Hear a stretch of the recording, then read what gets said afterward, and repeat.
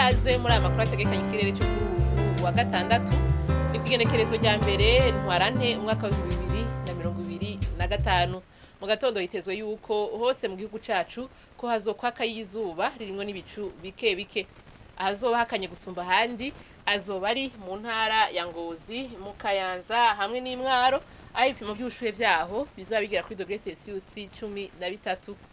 Ku muhingamo naho hitezwe yuko hazogwa imvura nkeya hongera hacemwo n'ibihe vy'izuba mu ntara ya Rumonge, Ibururi hamwe n'Imakamba. Izindi ntara zisigaye hakazorangwa y'izuba birimwo n'ibicu bike bike. Hazoba hashushe gusumba handi ni mu ntara ya Cibitoke hamwe n'Ibujumbura. Ibipimo by'ubushuhe vyaho bizaba bigera kuri degrees Celsius 31. Mu gatondo hitezwe yuko izuba rizoseruka igihe cy'isaha 12 zirenga ku minota 10 rirenge igihe cy'isaha 12 zirenga ko iminota 19 z'umugoroba.